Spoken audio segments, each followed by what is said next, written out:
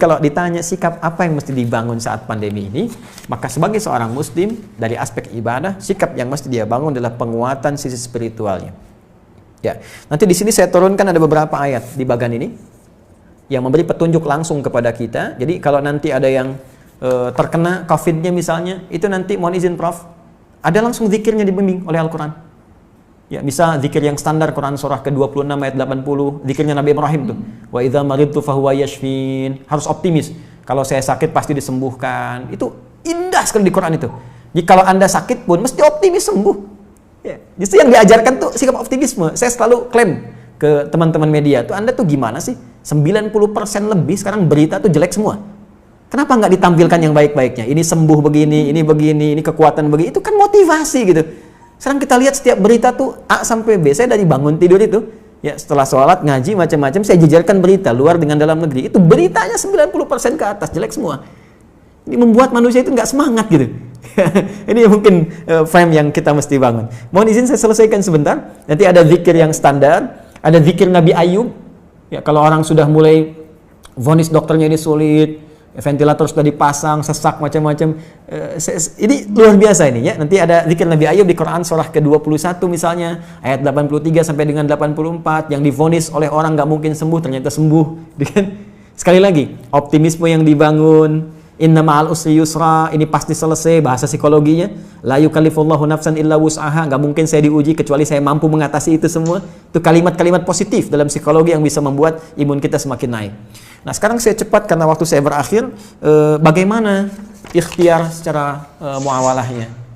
Ya, tadi saya sudah singgung, ini barangkali mesti dikoordinasikan, dan alhamdulillah di pemerintah juga sudah membuat gugus tugas kan, gugus tugas COVID, ada penanganan secara sosial, sudah ada social distancing, physical distancing, sampai masuk juga ke ranah-ranah ibadah yang mau ke masjid ya, itu sudah ada fatwanya tersendiri. Itu nanti penerapannya itu yang harus disosialisasikan ke masyarakat, karena setiap tempat bisa beda kebijakan ya, nggak semua dipukul rata gitu. Ini kan menarik juga, satu wilayah yang sangat dalam nggak ada COVID harus social distancing di masjid, kan agak aneh juga gitu ya. Nanti itu ada detail tertentu di situ. Saya ingin masuk kepada langkah yang sangat menarik. Prof ini juga herbal, mungkin teman-teman yang lain di kesehatan juga. Tapi saya nggak bisa buka ini ya, spesies genusnya saya ingin buka dulu sebentar. Nah, tapi saya challenge. Ya, Bu Rektor, saya challenge ya nanti tim terbaik dari Unhas, kalau mau silahkan ke Bekasi, saya tunjukkan, karena saya sudah uji ini 6 bulan dan alhamdulillah 100% manfaatnya. Saya sudah zoom dengan 9 direktur rumah sakit, dengan pakar-pakar juga, dan kita support juga kepada bahkan beberapa kolega yang terkena COVID juga. Saya tidak katakan obat ya, karena obat harus ada uji klinis.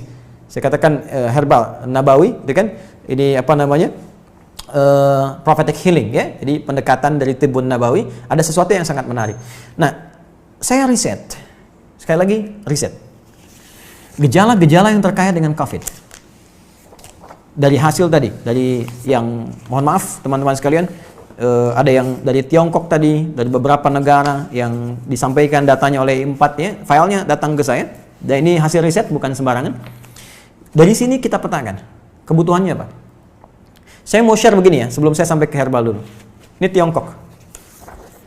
Ya, saya printkan beberapa halaman. Ini ada 140 halaman lebih model Tiongkok ini. Tahukah teman-teman, saat terjadi COVID ini, mereka sudah mempraktekkan apa yang didorongkan bahkan oleh Nabi jauh-jauh hari sebelumnya. Tapi bukan dalam konteks yang pertama ibadah tadi. Dalam konteks kehidupan muamalah dengan seluruh aspeknya, baik sosial, ekonomi, dan sebagainya. Saat terjadi ini, itu saya baca di laporan ini, pemerintah Tiongkok sudah mengumpulkan seluruh ahli medis dan herbal untuk berkumpul mengatasi, dulu masih epidemi di Wuhan. Mereka kumpulkan semua alternatif. Dan yang paling dahsyat, rahmat yang diisyaratkan Nabi, yang bisa berlaku di konteks muamalah, bisa masuk ke ekonomi, bisa masuk ke ranah sosial, itu mereka praktekkan. Mereka riset apa yang dibutuhkan untuk mengatasi wabah ini. Apa saja yang dibutuhkan. Lalu mereka minta ke dunia-dunia luar, dan dunia luar ya luar biasa dengan itikat baiknya. Ada yang nyumbang APD, nyumbang macam-macam. Mereka sudah petakan, ini kebutuhannya. Dan sudah dilihat, ini satu hal yang dirasakan akan banyak menyebar. Karena dalam skala global, termasuk khususnya dalam politik global, ini kan isunya luas dengan 3 tipe itu, kan? Ada yang versi Amerika, versi Israel, ada yang versi Cina-nya, kan? Artinya ini kan sudah menyebar dan mereka sudah lihat. Artinya apa? Potensi dari segi muamalahnya, karena ini kan sisi agamanya kosong gitu kan, dalam tanda petik minim lah. Dia tarik sisi ekonominya saja. Bahkan dari tim mereka punya tim khusus yang dalam bidang ekonomi untuk memetakan ada ribuan list yang mungkin bisa dimanfaatkan dengan situasi pandemi ini. Ini bikin APD, ini bikin kits, bikin ini, bikin itu, bikin sampai puncaknya vaksin. Dan mereka sudah prediksi. Akhirnya dari luar ditarik nyumbang ke sana, ketika di luar merasakan sudah mulai terkena dan kesulitan untuk itu, mereka ekspor. Saya beri contoh gini ya. Kami punya kelas riset. Kelas riset ini basicnya Al-Quran dan Hadis. Ada 5 kelas utama. Di antara 5 kelas itu nanti ada kelas pengusaha, ya, ada kelas dunia kesehatan. Kami tergabung dengan 400 dokter, ya, ada nakes, ya, dan macam-macam. Itu belajar semua kurikulum dari Al-Quran dan Hadis sesuai spesialisasinya. Jadi kalau dokter mata, apa kurikulum mata di Al-Quran? Kita turunkan dalam pembelajaran. Ya, dokter gigi, dokter ini macam-macam termasuk kaitan dengan apa yang kita kaji. Saya riset dengan teman-teman yang di dunia usaha. Ini akan ada kebutuhan APD, masker dan sebagainya. Sampai kami buat standar yang nanti akan ditetapkan nih oleh pemerintah. Ini standar APD. APD yang tersebar di Indonesia itu pionir pertama yang riset di antara kami. Ya, ini yang versi pemerintah untuk distandarkan. Ya, face shield. Kita buat face shield, masker. Tahu nggak teman-teman, Prof? Kita buat face shield untuk bantu masyarakat awal-awal. Bahkan kita gratiskan.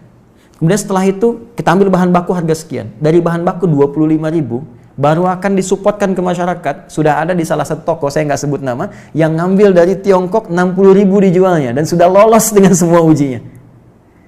Saya ingin lihat dengan persepsi yang lain ya. Saya ingin lihat dengan persepsi, bukan persepsi kita menyoal. Persepsi kita melihat bagaimana Tiongkok membaca peluang menjadikan ini sebagai rahmat dan sekarang diselamatin WHO. Selesai gitu kan. Mereka bebas tapi mereka bisa meningkatkan sisi ekonominya. Kenapa kita nggak riset itu semua? Peluang apa yang bisa kerjakan kita sekarang? Kenapa teman-teman misalnya di wilayah Makassar, Sulawesi bisa tidak membuat batasan terbatas? Kenapa Anda nggak bikin aplikasi?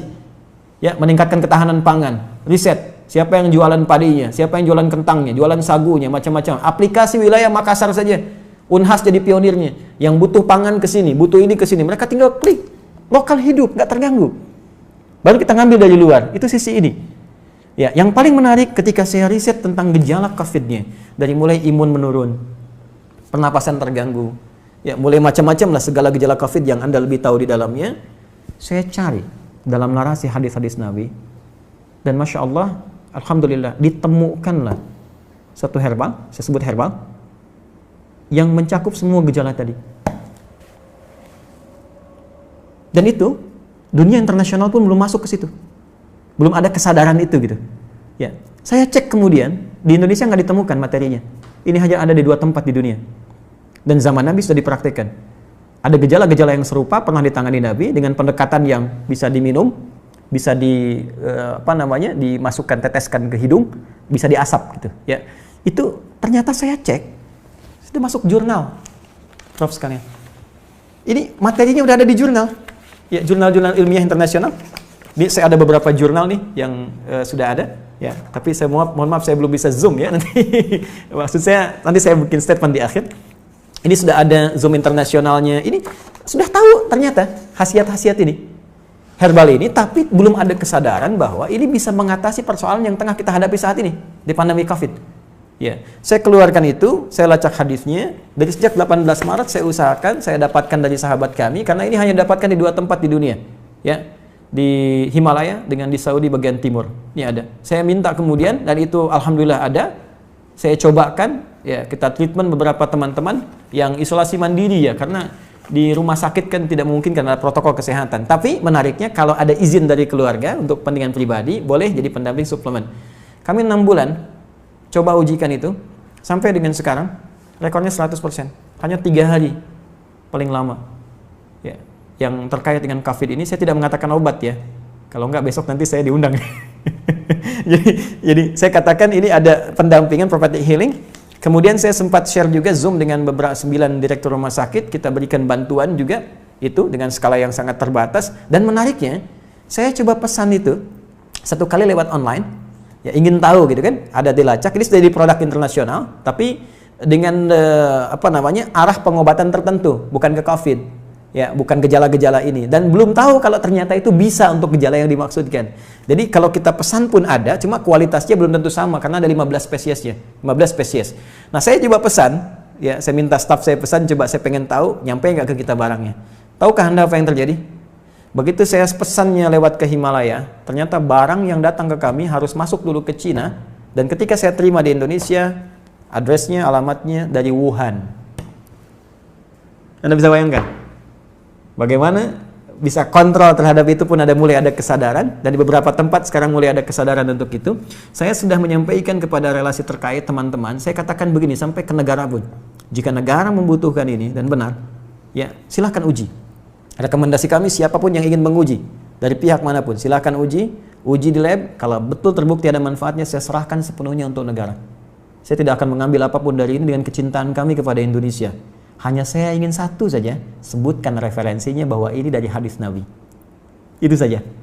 Ya, jadi saya juga challenge teman-teman yang di Unhas, nanti boleh timnya main ke sini. Anda boleh analisis, saya serahkan nanti jurnal-jurnalnya, dipelajari dan sebagainya, hadis-hadisnya, tapi infonya kami sudah 6 bulan melakukan treatment dengan pendekatan prophetic healing ini, dan hatinya 100% sampai dengan hari ini. Alhamdulillah, termasuk kemarin yang di media-media yang diinfokan kolega-kolega pejabat-pejabat, ada yang kami support itu, dan mereka menginfokan juga sangat luar biasa. Ini bisa juga untuk diabetes, bisa. Kemudian kemarin ada yang kompleks antara diabetes dengan liver, dia menggunakan medis. Ya, medis belum ada pengaruh, mungkin belum cocok saja, mohon izin, ya. Lalu coba kami support dengan itu, dia selesaikan medisnya, dia tidak minum dulu, dia konsumsi itu, kami berikan, karena ini hanya 2 pekan, hanya boleh dikonsumsi dalam 2 pekan, kemudian selesai, 1 pekan baru nyambung kembali. Apa yang terjadi? Hanya dalam 3 hari, terjadi pemulihan yang sangat luar biasa, dia sudah bisa ke masjid, sudah beraktivitas, dan sudah normal kembali. Saya ingin katakan begini, betapa ini rahmat untuk kita dalam aspek muamalah.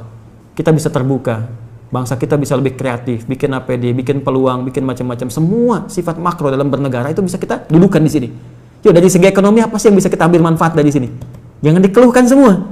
Ya, dari segi ibadah sudah selesai tadi. Ya, dari segi kehidupan sosial seperti apa? Ada banyak hikmah yang bisa kita gali. Silaturahim, penguatan di keluarga, ya, penguatan di kampus dan sebagainya, dan tentunya teraplikasikannya nilai-nilai kebangsaan dengan nilai yang lebih luas. Saya kira itu yang bisa saya sampaikan. Ya, sebagai uraian dengan basic tadi apa yang dimintakan. Saya pikir Bapak Ibu lebih memahami apa yang saya sampaikan, dan saya banyak belajar dari Bapak Ibu sekalian. Ini hanya share saja apa yang saya temukan, boleh jadi Anda menemukan yang lebih baik dari apa yang pernah saya risetkan. Saya kira demikian yang saya sampaikan sebagai uraiannya. Kami ucapkan terima kasih.